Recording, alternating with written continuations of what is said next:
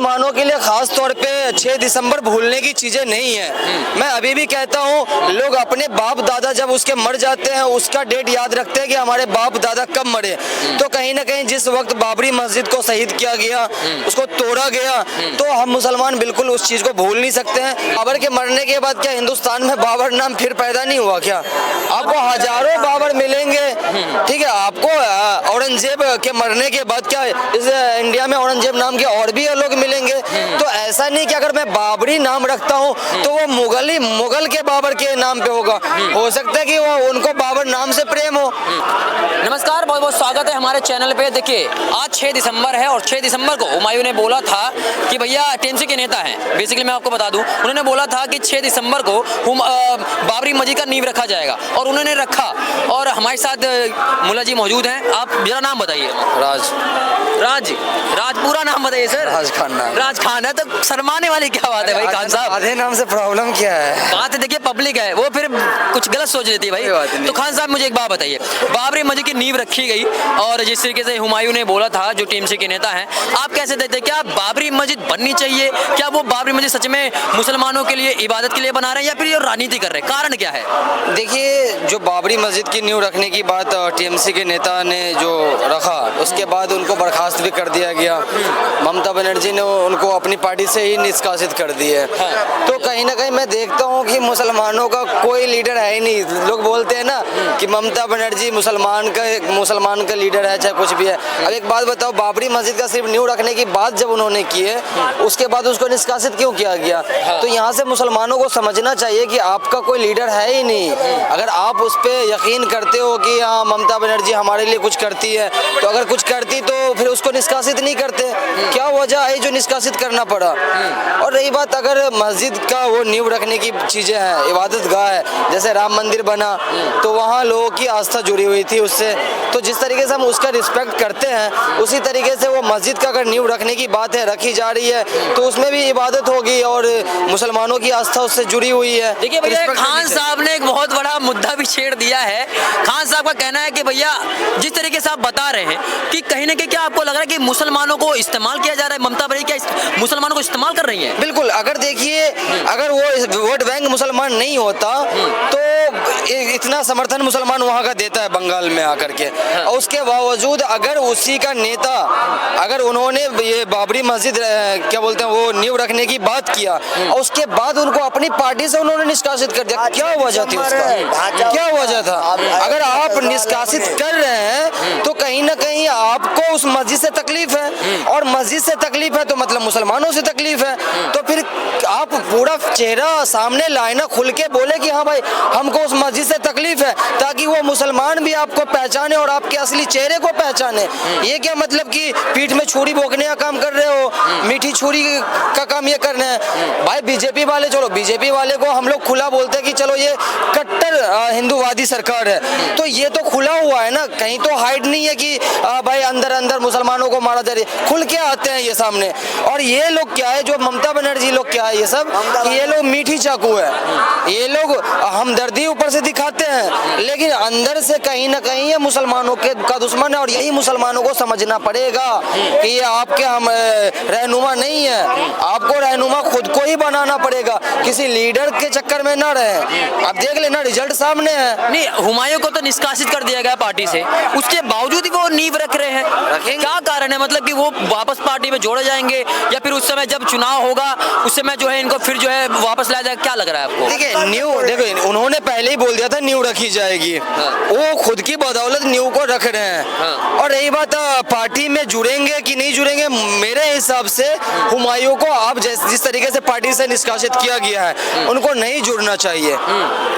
अगर ममता बनर्जी सच में, सब लोग बोलते, पूरा इंडिया बोलता है कि वो मुल्ली है, वो तो मुल्लाओं के साथ रहती है, तो यहाँ पे जब क्या बोलते हैं मुस्लिम पक्ष ने वो नींव रखने की बात किया, तो आप अगर सच में मुसलमानों के हमदर्द थे तो ममता बनर्जी को तो फ्रंट पे आकर के सपोर्ट करना, तब तो मैं मानता कि हाँ मेरे फेवर में है ये। खान साहब आपसे सवाल है मेरा, देखिए इस देश के अंदर जो है राम मंदिर बनाया गया, हिंदुओं की जो आस्था जुड़ी हुई है, कहना यही है कि धर्मशास्त्र भी यही कहता है और कोर्ट में जो भी चीजें चली वहाँ पर राम मंदिर को लेके साक्ष्य भी पाए गए, तब कोर्ट ने फैसला सुनाया कि राम मंदिर वहाँ पे था, बाबर आए वहाँ पे तोड़ के बाबरी मस्जिद बनाई।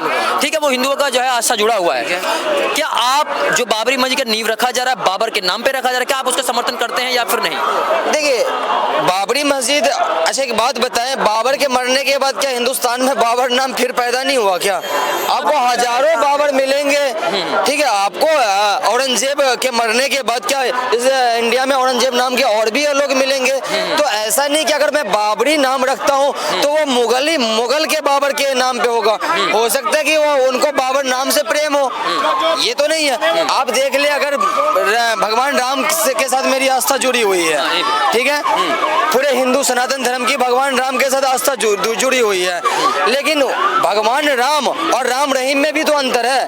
उनके नाम में भी राम है, लेकिन राम रहीम को तो हम पूज नहीं सकते, पूजनीय हमारे लिए श्री राम ही है, ठीक है। उसी तरीके से नाथू राम भी थे, उनके नाम में भी राम लगा हुआ था। लेकिन खान साहब, सबसे बड़ी सवाल ये है कि भैया जो बाबरी मस्जिद का जो एक नींव रखी जा रही है, वो 6 दिसंबर ही क्यों चुना गया? क्या ये राजनीति है, सच में की जा रही है? क्या हम मुसलमानों के लिए खास तौर पे 6 दिसंबर भूलने की चीजें नहीं है।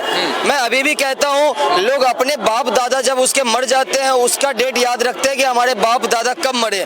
तो कहीं ना कहीं जिस वक्त बाबरी मस्जिद को शहीद किया गया, उसको तोड़ा गया, तो हम मुसलमान बिल्कुल उस चीज को भूल नहीं सकते हैं। और अच्छी बात है, अगर बाबरी मस्जिद को तोड़ने के जिस डेट में वो टूटी थी, 6 दिसंबर 1992 के आसपास की बात है वो, सॉरी मैं पूरा क्लियर नहीं हूँ, तो अगर उसी डेट में रखा तो एक याद को ताज़ा किया गया है, तो अच्छी बात है। ये याद हर एक मुसलमान को करनी भी चाहिए कि वो बाबरी मस्जिद आपकी कब शहीद की गई थी। लेकिन एक बात बताइए मुझे, जिस तरीके से कहा जाता है कि भैया पहले वहाँ राम मंदिर था, तो राम मंदिर को बाबर ने तोड़ा, क्या हिंदुओं को भी, हिंदू भी यही नहीं बोलेगा कि भाई हाँ वहाँ पर राम मंदिर तोड़ा गया था? हम इतिहास में बताएंगे कि राम मंदिर तोड़ा, फिर बाबर ने वहाँ मस्जिद बनाई, फिर हिंदुओं ने वापस तोड़ के वहाँ पर कोर्ट में लड़कर और ईमानदारी से वहाँ पे मंदिर बनाया। तो क्या आपको नहीं लगता कि अगर वहाँ पहले मंदिर था तो वहाँ पे मंदिर रहना चाहिए? देखिए, अभी भी आप कोर्ट का जब उजा करके देखेंगे तो जहाँ पे राम मंदिर को तोड़ने की बात आई और जहाँ पे बाबरी मस्जिद थी, और आज भी उस मैप पे अगर जा करके देखेंगे तो जहाँ पे बाबरी मस्जिद थी वहाँ पे राम मंदिर नहीं बना है, और बना है, उससे हटके बना है। और कोर्ट ने ये भी सिद्ध किया था कि क्या बोलते हैं, ये बाबरी मस्जिद राम मंदिर को तोड़ के नहीं बनाया गया था, कोर्ट ने ये भी सिद्ध किया था। लेकिन अब उसको किस तरीके से साक्ष्य मान करके किया गया ये मुझे नहीं पता, लेकिन अगर राम मंदिर कोर्ट ने ऑर्डर दे के बनवाया, हम लोग बिल्कुल उसकी रिस्पेक्ट करते हैं, कोर्ट के ऑर्डर की रिस्पेक्ट करते हैं कि कोर्ट ने उसका ऑर्डर दिया। लेकिन उसको अगर पॉलिटिक्स के तरीके से लोग जोड़ लेते हैं कि हमारे मोदी जी ने राम मंदिर बनवा दिया, तो ये कहीं ना कहीं उन लोगों के कोर्ट के लिए, कोर्ट पे सवाल खड़ा हो जाता है कि मोदी जी कोर्ट से बड़े तो नहीं हो सकेगा ना, सुप्रीम कोर्ट से बड़े तो नहीं है। बिल्कुल नहीं, बिल्कुल तो वही चीजें हैं। तो ये इस बात बताइए मुझे कि लोग यही कहते हैं कि भैया राम मंदिर जो है मोदी ने बनवाया, पब्लिक कहती है कि मोदी जी का एक पैसा नहीं। मोदी जी कौन होते हैं बनवाने वाले? तो अब जनता लड़ रही थी, जनता जीती, जनता अपने दान से जो है बनाई है, तो ये मोदी और सरकार कहाँ से है? मुझे पता है, जब वो राम मंदिर बना, एज ए मुस्लिम बहुत मैं रिस्पेक्ट करता हूँ, स्वागत किया मैंने कि हाँ राम मंदिर बना, मैं उसका स्वागत आज भी करता हूँ। लेकिन मुझे तकलीफ तब होता है कि एक एक लोगों ने मेहनत किया, उसमें एक एक जो सनातन धर्म के जो जनता थे उन्होंने एक एक रुपए की चंदा दिया उसमें, तब जाके वो राम मंदिर बना। लेकिन वहीं पे भाजपा के सारे नेता क्रेडिट खुद खा लेते हैं, फिर वो आम जनताओं का क्रेडिट का क्या हुआ? तो मुझे वहां पे तकलीफ होता है कि राम मंदिर के नाम का धंधा ये लोग कर रहे हैं। राम मंदिर कोर्ट के ऑर्डर से बना, या आज भी मैं कहता हूँ, डंके की चोट पे कहता हूँ, और हिंदुस्तान के सनातन धर्म के एक एक इंसान के चंदे से वो राम मंदिर बना है। किसी बीजेपी के नेता ने वो राम मंदिर को नहीं बनाया है। लेकिन ये क्रेडिट खाने का जो आदत है ना इन लोगों का, ये कहीं ना कहीं उन लोगों की आस्था के साथ खिलवाड़ है। एक बात बताओ, अगर आप बोलते हो कि हिंदुत्व की सरकार है ये भाजपा पार्टी, तो आज केंद्र में भाजपा है, दिल्ली में भाजपा की सरकार है, और आपने देखा यहाँ 1500 साल पुराना मंदिर था, क्यों इसके साथ आस्था नहीं जुड़ी हुई थी?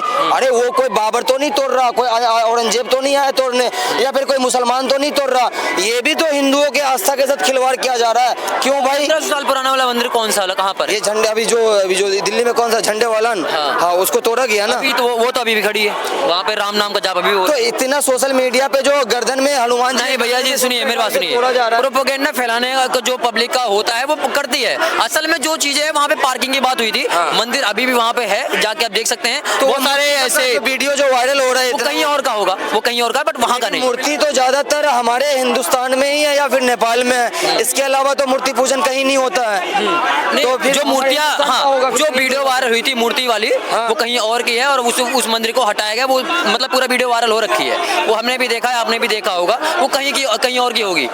बाकी आप मुझे बताइए कि आप बाबरी मस्जिद का समर्थन करते हैं या फिर नहीं, जो ये हुमायूं रख रहे हैं वो, क्योंकि आप कह रहे हैं कि भैया पॉलिटिक्स है। देखिए, जिस तरीके से राम मंदिर का समर्थन एज अ आस्था के तौर पे सनातन धर्म करते हैं, तो बाबरी मस्जिद से हमारी भी आस्था जुड़ी हुई है, तो मैं अपने आस्था के तौर पे मैं बिल्कुल समर्थन करता हूँ, क्योंकि भाई मेरी आस्था उससे जुड़ी हुई है। सबसे बड़ा सवाल ये है कि आपकी आस्था मस्जिद से है या फिर बाबर से है? बाबरी से। मेरी मस्जिद से है भाई, मस्जिद से। बाबर हम लोगों के जो क्या बोलते हैं लीडर, जो हम लोगों के आइडियल कोई बाबर नहीं है, हम लोगों के आइडियल जो रहे हैं वो मोहम्मद साहब रहे हैं। तो ये बाबर तो इंसान था और एक राजा था, वो आया यहाँ राज किया, उसका रास्ता ही झगड़ा हुआ। मोहम्मद साहब के आइडियोलॉजी मानते हैं, वो हमारे पैगंबर हैं, तो हम लोग उनको मानते हैं। ये बाबर औरंगजेब को नहीं मानते, हमने उन पे ईमान नहीं लाया है, इस्लाम उससे पहले है। ये थोड़ी कि बाबर को हम लोग पूछते थोड़ी हैं, बाबर की इबादत थोड़ी हम लोग करते हैं, बिल्कुल नहीं करते हैं, वही है। तो आप मतलब समर्थन करते हैं। अच्छा, एक अंकल से भी मैंने यहाँ पे बात किया, अभी ऑफ कैमरा भी वो मतलब बोल रहे थे, उनका इंटरव्यू मैंने लिया है, तो उन्होंने बोला कि जो आप बाबरी मस्जिद बना रहे हैं, हुमायूं को बोल रहे हैं कि क्या आप ये अब्दुल कलाम साहब के नाम नहीं बनाते, क्योंकि वो भी इतने बड़े लीडर थे, मतलब बहुत बड़े साइंटिस्ट भी थे, अच्छे इंसान थे, पूरा भारत उनका जो है रिस्पेक्ट करता है, इवन हम सब करते हैं। बीर अब्दुल हमीद साहब हो गए, बिस्मिल्लाह खान साहब, क्या इनके नाम पे नहीं बनना चाहिए? आपको क्या लगता है खान साहब, आप बताइए। बिल्कुल बनना चाहिए। हम तो ये कहते हैं कि क्या बोलते हैं, एपीजे अब्दुल कलाम के नाम पे भी बन सकती थी, जिसमें कोई दो राय नहीं है, लेकिन अगर उन्होंने बाबरी नाम दिया, हो सकता है कि उस याद को, जैसे इस एक बाबरी मस्जिद को तोड़ा गया, तो उसके याद को ताज़ा करने के लिए उन्होंने वो नाम रख दिया, तो ये एक चीज़ हो सकती है। और रही बात एपीजे अब्दुल कलाम के नाम पे, तो बिल्कुल उससे ही बनता, मैं उसको भी समर्थन करता, चाहे वीर अब्दुल हमीद के नाम पे भी बनता, उनका भी मैं समर्थन करता। नाम में कोई ये नहीं है, कोई इशू नहीं है। अब ये नहीं कहोगे कि एक बाबर मर गया तो आप कोई दूसरा बाबर ही पैदा नहीं होगा, भाई बहुत सारे हैं, नाम रखने में कोई दिक्कत नहीं है। ये नहीं कि सारे बाबर आकर, अब तो राजशाही शासन है नहीं, वो तो खत्म हो गया, तो नाम रख सकता है, नाम में कोई ये नहीं है। जिस तरीके से लोगों ने क्या वो नाथूराम गोडसे भी रखा, राम रहीम भी रखा, तो इसका ये मतलब थोड़ी कि भगवान राम की वो इज्जत में कोई आँच आ जाएगी। खान साहब, मेरा आपसे आखिरी सवाल है कि बाबरी मस्जिद की बात की जाती है, बाबरी मस्जिद शहीद की गई और हुमायूं उसी के नाम पे बना रहे हैं। बाबरी मस्जिद जब वहाँ पे थी, तब वहाँ पे कितने लोग जाके वहाँ पर मतलब कि नमाज पढ़ते थे?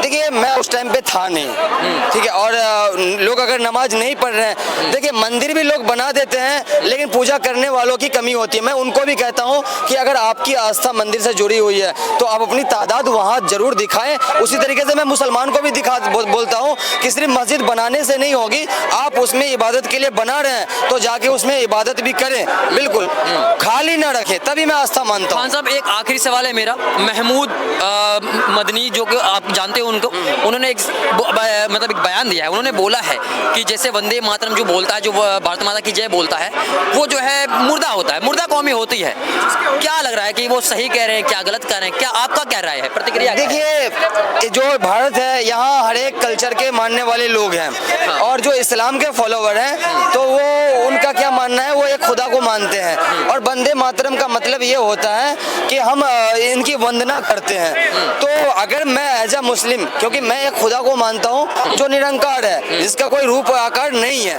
तो अगर मैं सिर्फ उसको मानता हूँ, उसके अलावा फिर मैं किसी की वंदना नहीं कर सकता हूँ। एज अ रिस्पेक्ट सबकी है, हर एक कम्युनिटी की रिस्पेक्ट है मेरी नज़र में, लेकिन मुझे आप ये कहोगे कि नहीं आप उसको गॉड मानो, आप उनकी प्रार्थना करो, तो मैं उनकी भी नहीं कर सकता हूँ, क्योंकि मेरे इस्लाम में मुझे ये सिखाया गया है कि एक खुदा के आगे आप सजदा कर सकते हो, उसके बाद आप सजदा भी, सर भी आप किसी के सामने नहीं झुका सकते हो, सजदा भी मेरे लिए एक तरह से कुफ्र माना गया है। तो इस वजह से खान साहब, मुझे एक बात बताइए, उन्होंने बोला कि जो वंदे मातरम बोलता है वो मुर्दा कौमी होती है, तो जितने लोग इस देश के लिए बलिदान दिए, या जो हमारी फौजी है, जो हमारे इंडियन आर्मी जो इस समय खड़ी है, उसमें हर कम्युनिटी के लोग होंगे, हिंदू होंगे, मुस्लिम होंगे, सिख होंगे, ईसाई होंगे, वो सारे लोग हमारी हिफाजत के लिए खड़े हैं, तो क्या उनका अपमान नहीं हुआ इसमें? नहीं, अपमान बिल्कुल हुआ। अगर ये वर्ड अगर उन्होंने यूज किया कि जो लोग वंदे मातरम बोलते हैं वो मुर्दा ऐसा कुछ है, तो ये गलत है। क्योंकि यहाँ जो है हर एक रिलीजन को अपने अपने आस्था के साथ अपने तरीके से हर एक चीज करने का पूरा अधिकार है, और मैं एज अ मुस्लिम होने के नाते मुझे भी उसका रिस्पेक्ट करना है, ना कि उसे नीचा दिखाना है। ये इसको मैं बिल्कुल इस्लाम नहीं मानता कि हम किसी को नीचा दिखा के मैं अपने धर्म को अपर दिखा दूं, बिल्कुल नहीं। मेरे इस्लाम में ये मुझे सिखाया गया है कि अगर वो अपने धर्म का पूजा करता है, चाहे वो मूर्ति पूजन करता है, तो आप उसे गलत ना बोले। उनका काम है, उनको करने दे, हमारा काम है वो हम करेंगे। तो अगर हमें मना है तो हम ना करें, लेकिन कोई कर रहा है तो उसको हम गलत ना बोले। अच्छा, ठीक है। मदनी साहब कहते हैं कि मुसलमान के साथ में बहुत अत्याचार हो रहा है दिल्ली में, कहते हैं भैया हमारे देश के अंदर में। लेकिन जो डॉक्टर उमर था उसके बाद तो डॉक्टर भी था वो, उसके बाद अच्छी सैलरी मिलती थी, पढ़े लिखे भी थे। कारण क्या है सर, ऐसा क्यों किया? मतलब यहाँ पे लोग भी मारे गए, उसके बारे में बताएं थोड़ा सा। देखिए मौलाना मदनी अगर ऐसा बोल रहे हैं कि अत्याचार हो रहा है, देखिए अत्याचार सिर्फ मुसलमानों पे ही नहीं होता है। अत्याचार होता है तो बहुत सारे ह्यूमैनिटी पे, इंसानों पे होता है, चाहे वो किसी भी कम्युनिटी का हो। जैसे बम फटा, अब उसमें क्या बोलते हैं, उमर क्या नाम था उसका, डॉक्टर उमर। खैर डॉक्टर की उपाधि मैं नहीं दूंगा, वो डॉक्टर के लिए बड़ी शर्म की बात है। जो आतंकवाद है उसको खुल के आतंकवाद बोलनी चाहिए, चाहे वो कोई भी हो। ठीक है, अगर उसने बम रखा और इसमें बहुत सारे लोग मारे गए, और इसमें ये नहीं था कि वो सिर्फ हिंदू ही मारे गए, चाहे सिर्फ मुस्लिम ही मारे गए, बहुत सारे बेगुनाह लोग मरे इसमें, और ये इंसानियत की हत्या थी एक तरह से। तो ये आप नहीं कह सकते कि सिर्फ मुसलमानों पे अत्याचार है। ये बम फटा तो मदनी साहब कह रहे थे भैया। हाँ, वही कह रहा हूँ मैं कि मदनी साहब ये डिसाइड नहीं कर सकते हैं कि सिर्फ मुसलमानों पे अत्याचार होता है। देखिए अत्याचार अगर होता है, बम फटता है, तो उसमें धर्म पूछ के तो मारता ही नहीं है वो तो मरेगा, तो वो निर्दोष मरेगा। सारे आपस में सारे और ये ले जाता है। ये इंसानियत की हत्या है, मानवता की हत्या है। तो आप मानवता की बात करें, एक रिलीजन को लेके बात ना करें, इससे कहीं ना कहीं फूट डाली जाती है। और ये फूट डालने का काम ये सारे बड़े बड़े लीडर हैं जितने हैं, ये फूट डालते हैं। हम धरातल पे है ना, हमें एक दूसरे की मोहब्बत का पता है, ठीक है ना, हम हिंदू मुस्लिम कैसे रहना हमें पता है। अगर मदनी साहब कहेंगे भैया मुसलमानों उतरो, नहीं उतरो, मतलब रस्तों पे आओ, खड़े हो जाओ, आवाज उठाओ, तो आप जाएंगे क्या? बिल्कुल नहीं। देखो जो जिस चीज से इंसानियत को अगर नुकसान हो, मैं बिल्कुल ऐसे लीडरों की बात मैं तो नहीं मानता। मदनी साहब क्यों नहीं कहते कि भाई मुसलमानों को अच्छा पढ़ना चाहिए, आगे बढ़ना चाहिए, IAS ऑफिसर, पुलिस बनना चाहिए? आप अगर मुसलमानों के लीडर हैं, हाँ। मदनी साहब के पास करोड़ों अरबों की संपत्ति है इसके पास, तो अगर आप मुसलमानों के हमदर्द, आप कितना डोनेशन करते हैं, मुसलमानों के लिए कितनी यूनिवर्सिटी खोल दिया। अगर आप सच में मुसलमानों के हितैषी हैं तो आप मुसलमानों के लिए कुछ करें, तब तो हम मानेंगे ना, तब मैं उनकी बातों पे जाऊंगा। हॉस्पिटल खोल दे, क्या भाई उसमें इंसानियत का इसमें होगा, भाई कोई भी इंसान फ्री में आके ऑपरेशन, इलाज सब कुछ करवा सकता है, फिर मैं बिल्कुल, वरना मैं ये मदनी किसी के कहने पे मैं बिल्कुल जाने वालों में से नहीं हूँ। हाँ साहब, जैसे जो लोग मदनी के जैसे लोगों के बात में आ जाते हैं भैया, अगर वो कह रहे हैं सड़कें पुत्र तो उतर आते हैं, बरेली में जिस तरीके से वो डंडे वगैरह बरसाए गए, जो भी चीजें थी, आप क्या राय, मतलब एक संदेशा देना चाहेंगे जो इनकी बातों में आते हैं? मुसलमान भाइयों को क्या बोलना चाहेंगे? क्या उनको पढ़ाई लिखाई करनी चाहिए? क्या उनकी बातों में आने चाहिए? क्या कहना चाहेंगे? मैं तो हमेशा यही बोला हूँ सारे कम्युनिटी से, मुसलमानों से भी और हर एक कम्युनिटी से, कि अगर आपका लीडर जब भी रोड पे उतरने के लिए बोले, किसी प्रोटेस्ट के लिए बोले, तो पहले आप उसको सही से समझे, और उसके बाद जो लीडर आपको बोलते हैं कि यहाँ रोड पे उतरना है, इस चीज के लिए प्रोटेस्ट करना है, तो उस लीडर के बच्चों को पहले उतरवाएं, बोले कि आप अपने बच्चों को पहले आगे आगे चलो, क्योंकि आप लीडर हो। तो उसके लीडर जो कोई प्रोटेस्ट की रहनुमाई करता है, तो लीडर का बच्चा पहले रहनुमाई करे उसका, फिर उसके बाद उसके पीछे। अगर लीडर का बच्चा उसमें नहीं आता है तो बिल्कुल आप ऐसे लोगों के कहने पे बिल्कुल ना उतरे, क्योंकि आपके पीछे आपका परिवार है, और आप उनके कहने पे एक छोटी सी गलती की वजह से आप उसमें फंस सकते हो, और फंसने के बाद आपका पूरा परिवार उजड़ सकता है। तो ऐसे लोगों की बात पे बिल्कुल आग बबूला ना हो, और शांति दिमाग से काम करे। देखिए खान साहब का ये अपनी प्रतिक्रिया है। खान साहब की बात से कितना आप सहमत हैं, या क्या क्या बातें जो है खान साहब की अच्छी लगी, जो भी चीजें आप हमें कमेंट बॉक्स में बता सकते हैं, और बाकी अपनी राय जरूर दीजिएगा।